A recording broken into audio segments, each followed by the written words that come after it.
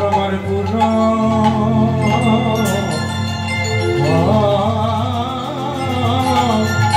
লীলা হরিরা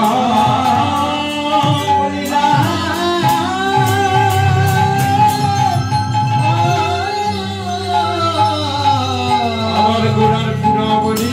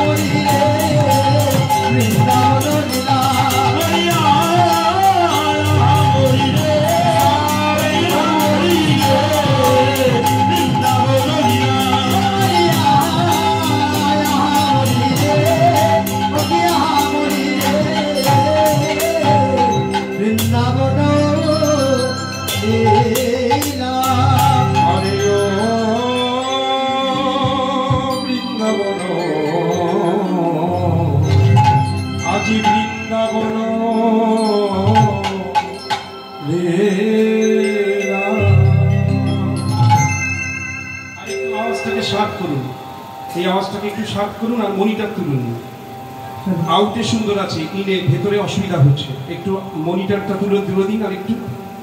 ও বৃন্দাবন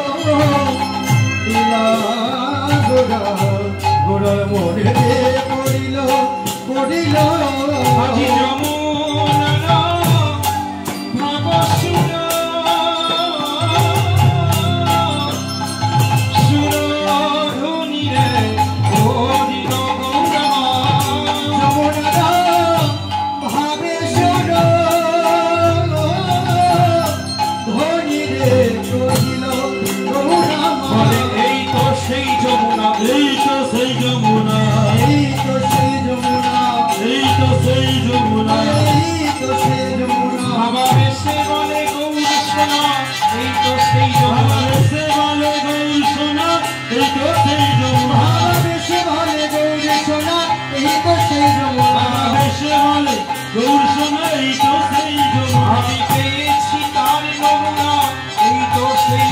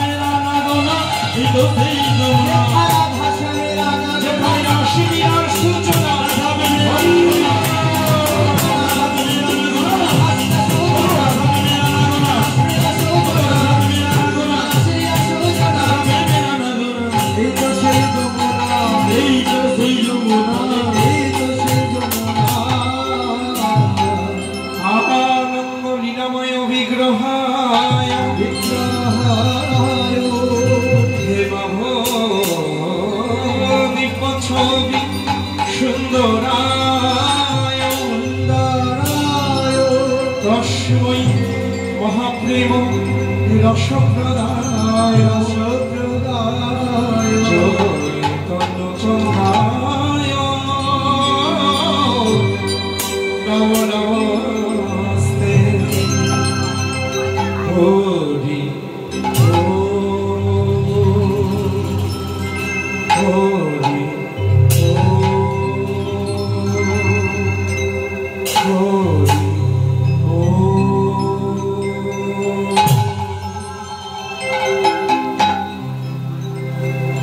জয় নিতাই জয় গৌর হরে কৃষ্ণ জয় রাধে শ্যাম হরি বল। পরম শ্রদ্ধেয় সকল সাধুগুরু বৈষ্ণব ভক্তমণ্ডলী, মঞ্চে উপস্থিত সকল গৌর ভক্ত বাবারা এবং আমার সকল কৃষ্ণ ভক্তিপতি মায়েদের সকলের শ্রী চরণে জানাই মণিটাকটা দিন দাদা, মণিটাকটা দিন। আমার অনন্ত অনন্ত কোটি কোটি দণ্ডবত প্রণাম। ও মাইনা, আপনারা সকলেই আমার দণ্ডবত প্রণাম গ্রহণ করবেন আর আশীর্বাদ করবেন। এই মহতী হরিবাসরে দাঁড়িয়ে যেন আমরা প্রাণ ভরে ভগবানের সেই লীলা গুণগুণ কীর্তন, ভগবানের সর্বশ্রেষ্ঠ মুকুটমণি লীলা, ভাগবত বলছেন শ্রী শ্রী ভগবানের রাস লীলা, আমরা যেন প্রাণ ভরে আস্বাদন করতে পারি। আর সেই রাসলীলার ভাবে ভাবিত হয়েছে রসরাজ গৌর সুন্দর নদিয়া বিহারী সচিবাইয়ের দুলাদিয়া বিষ্ণুপ্রিয়ার প্রাণ মধুয়া ভক্তগণের চিতচরা, ভক্তগণের মনচরা, শ্রীবাস অঙ্গনের নাটুয়া, অদ্বৈতের আমানিধি আমার প্রাণের গোড়া। অন্তরের অসুয়াসা আর বাহিরে জীবের ধারণ, এই সংকল্প আমার গৌর সুন্দর, যিনি সংকীর্তনের পিতা, সদা সর্বদা অহল দিশে কিংবা স্বয়ংকে সফলে বসে যাবো হরিনাম ছাড়া যিনি থাকতে পারেন। এই মুহূর্তে মধ্যরাজনীতে ওই নদিয়া নবদ্বীপ ধাম করে শ্রীবাস অঙ্গন মাতাইয়ে ওই অঙ্গনে প্রভু আছেন ভক্তবৃন্দ সঙ্গে নিয়ে মধুর হরিনাম সংকীর্তনে মেতে আসেন। আর সংকীর্তন গাইতে গাইতে হঠাৎ ভক্তদেরকে ডেকে বললেন, এই যে ও ভক্তগণ, একটু চলো না গো। আহা, চলোই না। তা গৌরহরি সবাইকে ডেকে আজকে শ্রীবাস অঙ্গন পরিত্যাগ করে সবাই এসে দাঁড়ালেন কোথায় না পতিত পাবনী শ্রী গঙ্গার তীরে। আর গঙ্গার তীরে এসে দাঁড়িয়ে আজকে অপলক দৃষ্টিতে আমার প্রাণের গৌর দর্শন করছেন সেই সুরধনী পতিত পাবনী গঙ্গা। কি সুন্দর ফুলগুলোতে বয়ে যায়। আর গঙ্গা দর্শন করি আজকে গৌধরী নামটা ভুলে গেছে মাইয়া। তার নাম জানো? ওই পতিত পাবনী সুরধনী গঙ্গার নামটাই ভুলে গেছে। অন্যান্য দিন গৌর সুন্দর গঙ্গা মা বলে ডাকে, আরেকটি ভালোবাসা বলে সুরধনী বলে ডাকে, আরেকটি ভালোবাসা বলে পতিত পাবনী বলে ডাকে। কিন্তু আজকে গঙ্গাও নয়, পতিত পাবনীও নয়, আর সুরধনীও নয়। তবে প্রভু ডাকলেন কি বলে জানো? ওই গঙ্গার দিকে তাকিয়ে চিৎকার করে বললেন, যমুনা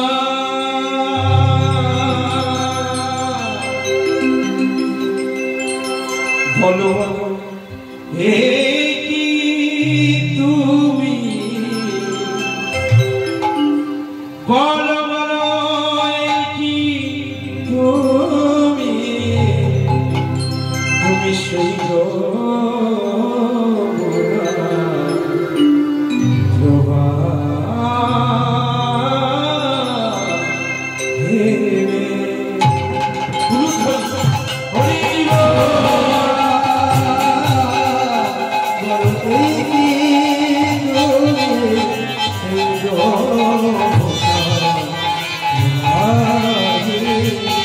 Go!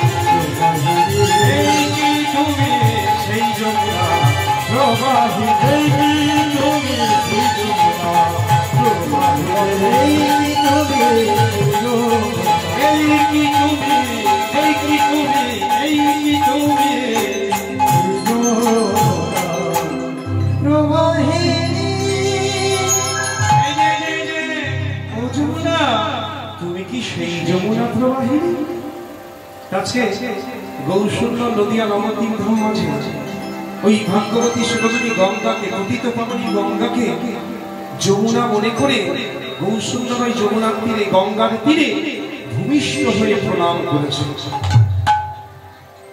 প্রণাম করে তীরে দাঁড়িয়েছে। আহা, বৈষ্ণব ভাবিষ্ঠ পদকর্তা লীলার মধ্যে দর্শন করে বলছি, আচ্ছা ভক্তগণ তোমরা জেনে রাখো, আজকে গৌরহরি নদিয়া নবদ্বীপ মাঝে যা কিছু দর্শন করছেন, কিংবা আজকে গৌরসুন্দর যা কিছু দর্শন করছেন, সবই ব্রজধাম দর্শন। কারণ কি জানো? কারণ গৌরসুন্দরের হৃদয়ে রয়েছে আজ বৃন্দাবন লীলা করার মনেতে পড়িল, মনেতে পড়িল আর যমুনা ভাব সুর ভাবে সুর ধনী রে ধনী রে মাইনা, এই জায়গাটা একটু বুঝে নাও ভালো ভালো। গৌরসুন্দর আজকে রাসলীলার ভাবে ভাবিত এবং আমার গৌরসুন্দর গোবিন্দের ভাবে ভাবিত। আমার গোবিন্দের মধ্যে গৌরসুন্দরের মধ্যে ইনি রাধা কৃষ্ণের একসাথে মিলে এসেছে। গোবিন্দের গো, রাধা রানীর রাগ, দুই মিলে হলো আমার গোড়া। তাই গৌরের একই অঙ্গে দুই সত্তা, দুই ভাবের প্রকাশ, দুই ভাবের বিলাস। কখনো রাধা ভাব, কখনো কৃষ্ণ ভাব, কখনো বা ভক্ত ভাবে। তা অর্থনিশীতে রাসলীলার ভাবে অর্থাৎ গৌরসুন্দর গোবিন্দের ভাবে সেই ব্রজের কৃষ্ণ চন্দ্রের ভাবে ভাবিত গৌর আজকে নবদ্বীপ মাঝে যা কিছু দর্শন করেছেন কিংবা যা কিছু দর্শন করবেন, সবই ওই ব্রজধাম দর্শন। আর প্রথমেই গৌরসুন্দর গঙ্গা দর্শন করে মনে মনে ভাবলেন, আহা, এই তো সেই বৃন্দাবন, এই তো সেই শ্রী যমুনা। আর ওই যমুনার তীরে, গঙ্গার তীরে ফুলবন, সেই ফুলবনের দিকে তাকিয়ে বলছে, আহা, আগে লক্ষ্য করি নাই তো এত সুন্দর বৃন্দাবন, কি সুন্দর, কি চমৎকার ফুলবন দেখে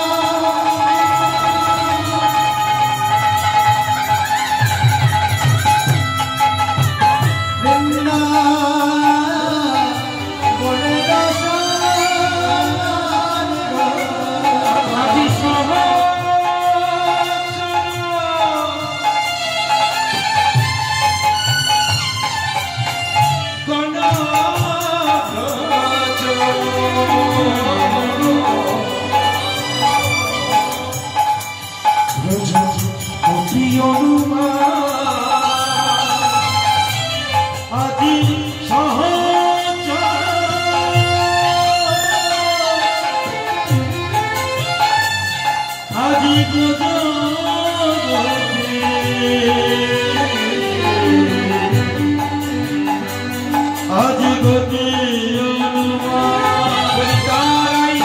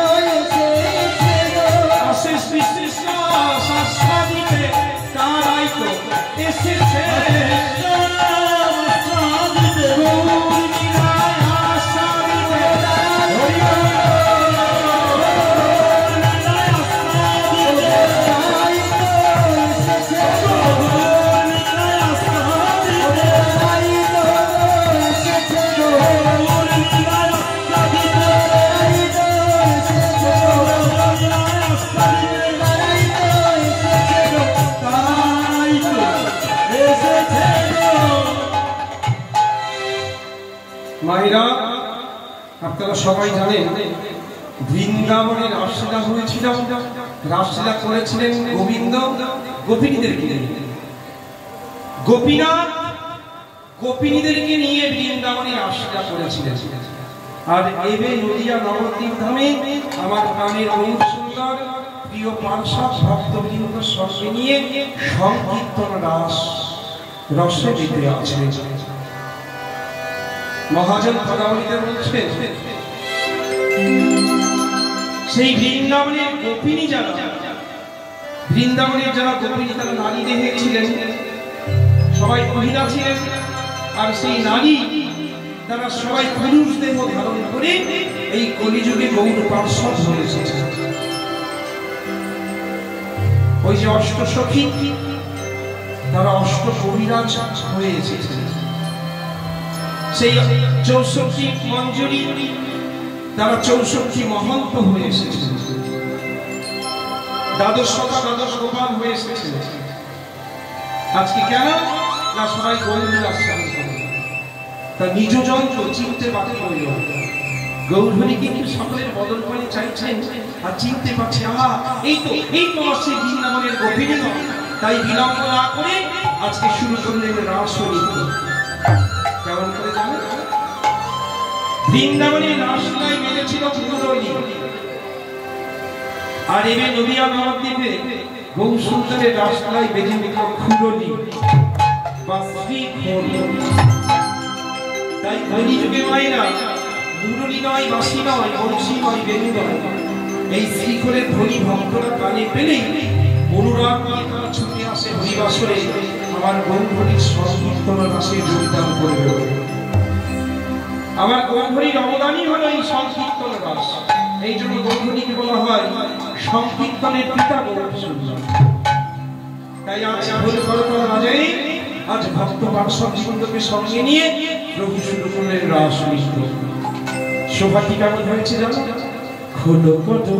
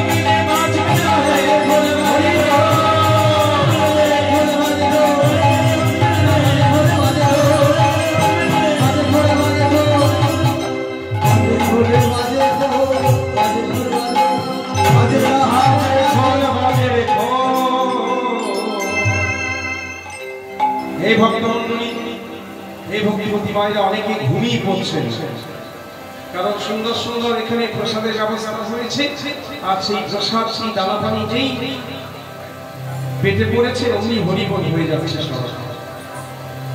রাধে সব এই জায়গাটা একটু মন দিয়ে শুনবেন। রাসলীলার কিছু কিছু বিষয় আছে, কিছু কিছু তত্ত্ব রয়েছে, কিছু কিছু কথা রয়েছে যেগুলো অত্যন্ত গুরুত্বপূর্ণ। মায়েরা